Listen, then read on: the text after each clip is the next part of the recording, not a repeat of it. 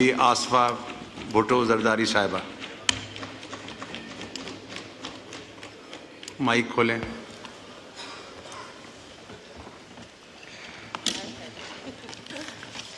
Thank you, Mr. Speaker. An emotional moment for me today, standing here addressing the House that both my grandparents, my parents, my brother have been a part of. I bow my head before Almighty Allah. मैं अल्लाह ताला की बेहद शुक्रगुजार हूँ। मैं अपनी party के chairman Bilawal Bhutto Zardari, president Asif Ali Zardari और पार्टी की सीनियर दीगर कायदीन को शुक्रिया अदा करना चाहती हूँ। ख़ास तौर पर नवाब शकी अवाम और पीपल्स पार्टी की वर्कर्स की शुक्रगुजार हूँ जिन्होंने मुझे नुमाइंदगी का मौका दिया। Mr. Speaker, today we find ourselves in yet another challenging situation, as this year the government presents its budget at a time when the country is facing unprecedented unemployment, inflation, poverty, climate change, and other catastrophes. We all, as citizens of this fine country, had hopes and aspirations for this budget. We envisioned a budget, Mr. Speaker, that had at its core the needs of the people of Pakistan. A budget prioritizing the welfare of our farmers, our labourers, our working class. A budget that did not seek to benefit large corporations at the expense of the most vulnerable in our society. A budget which provided relief and redirected subsidies to the poor, to the farmers, to the labourers, to the working class. A budget that did not wish to make the rich richer and the poor poorer. A budget which sought to lessen the gap of wealth inequality. I ask you, Mr. Speaker, the budget is sitting before you. Do you think that these objectives have been raised in this budget?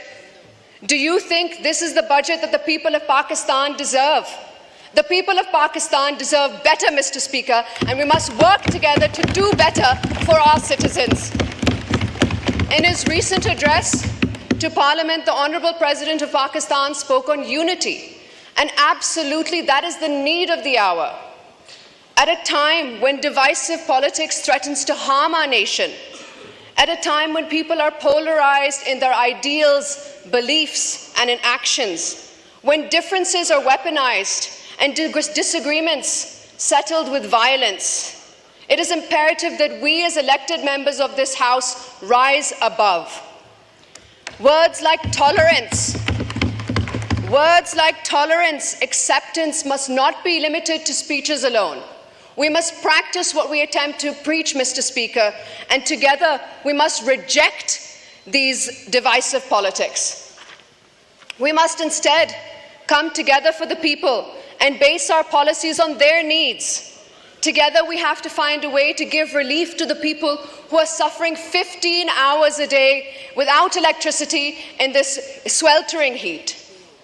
गर्मी की शिद्दत में 15 से 20 घंटे के load shedding अजाब है, Mr. Speaker. We must find ways to help the farmer who nurtures his crop only to lose it in the floods, who can't find a buyer even when he does have a harvest. हमें किसान को मजबूत करना होगा, Mr. Speaker. हमें उस किसान को सहारा देना होगा जिससे कभी सैलाब का सामना है, कभी तूफान का और कभी गंदम इंपोर्ट करने गलत फैसले का. We must find ways to help the blue-collar workers who have no job security. We must find ways to develop our human capital. We must find ways to provide relief directly to the poorest of the poor of this country. Only then, Mr. Speaker, will we be doing justice to the work for which we have been elected for. I hope, Mr. Speaker, that we are able to see a new age in politics. I hope for a new beginning, one that allows us to work together for the prosperity and progress of our country and its citizens. We all, as citizens of this fine country, had hopes and aspirations for this budget. We envisioned a budget, Mr. Speaker, that had at its core the needs of the people of Pakistan. A budget prioritizing the welfare of our farmers, our labourers, our working class. A budget that did not seek to benefit large corporations at the expense of the most vulnerable in our society. a budget which provided relief and redirected subsidies to the poor, to the farmers, to the labourers, to the working class. A budget that did not wish to make the rich richer and the poor poorer. A budget which sought to lessen the gap of wealth inequality. I ask you, Mr. Speaker, the budget is sitting before you. Do you think that these objectives have been raised in this budget? Do you think this is the budget that the people of Pakistan deserve? The people of Pakistan deserve better, Mr. Speaker, and we must work together to do better for our citizens. In his recent address to Parliament, the Honourable President of Pakistan spoke on unity, and absolutely that is the need of the hour.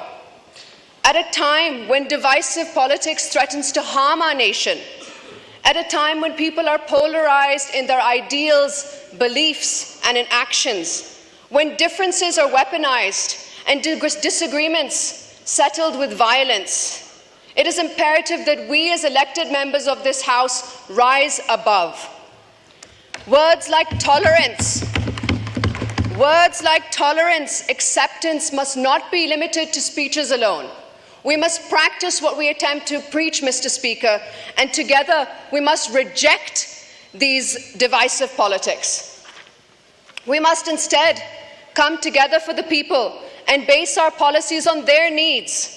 Together we have to find a way to give relief to the people who are suffering 15 hours a day without electricity in this sweltering heat. गर्मी की शिद्दत में 15 से 20 घंटे के load shedding अजाब है, Mr. Speaker. We must find ways to help the farmer who nurtures his crop only to lose it in the floods, who can't find a buyer even when he does have a harvest. हमें किसान को मजबूत करना होगा, Mr. Speaker. हमें उस किसान को सहारा देना होगा जिससे कभी सैलाब का सामना है, कभी तूफान का और कभी गंदम इंपोर्ट करने गलत फैसले का. We must find ways to help the blue-collar workers who have no job security. We must find ways to develop our human capital. We must find ways to provide relief directly to the poorest of the poor of this country. Only then, Mr. Speaker, will we be doing justice to the work for which we have been elected for. I hope, Mr. Speaker, that we are able to see a new age in politics. I hope for a new beginning, one that allows us to work together for the prosperity and progress of our country and its citizens. Thank you, Mr. Speaker. Shukriya.